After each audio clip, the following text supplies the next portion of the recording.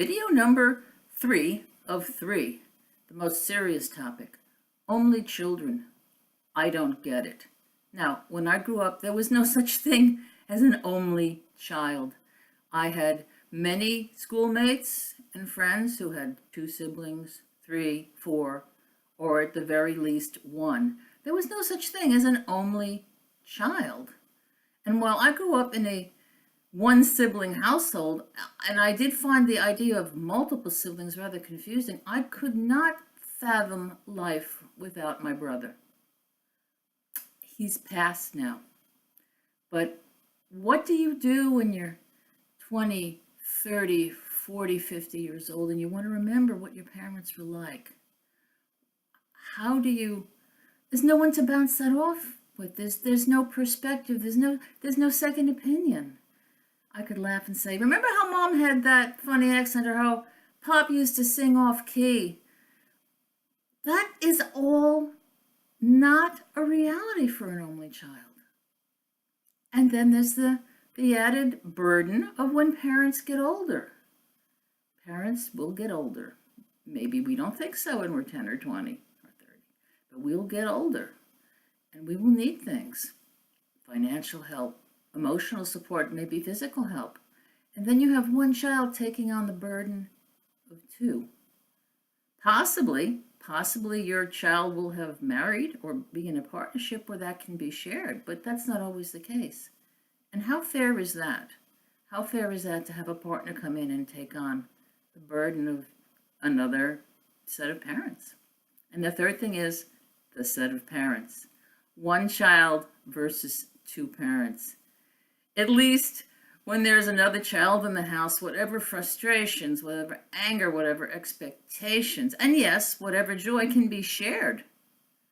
But when you have a father's lineage and a mother's lineage of what a child is going to be like, and that is going into that one egg in that one basket, that child has a double burden. How can he possibly please both? How can it be done? Yes, the child has physical resources, but the child also has twice the attention. The child has 2 helicopters. And at least in a household where there's, say, like the old song goes, a boy for me and a girl for you, whatever the parents have taught, whatever the parents have learned can be sort of meted out. Say, my brother learned the mechanical things, and this is where his talent lay in mechanical things. And my mother's talent lay in keeping a house together and doing things like painting and lawn mowing and quote unquote manly chores, so that I am able to manage a household.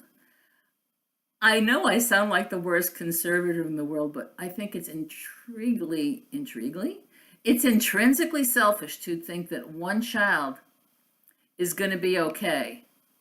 And of the 2 children I know in my age group who were only children, both of them have serious emotional problems. I have my one friend who lives in the house she grew up in, still has not gotten rid of her parents' things. The closets are jammed.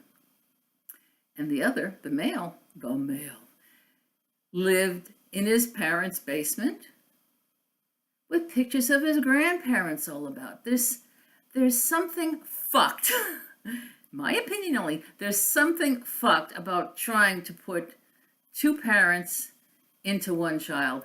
It is going to be very difficult. Now, my son has a friend who's an only child, and he's not like that. He doesn't appear to have suffered, but the limited experience I've had with only children is that they just have too much going for them. So why do you do this?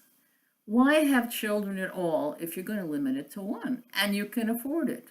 I mean, if you don't like the person you're having the children with and you're doing it out of obligation, aren't you obliged to provide that other child with a little brother or sister? And on that really conservative note, Mrs. Chester ends her 3 videos before breakfast. Thanks for listening.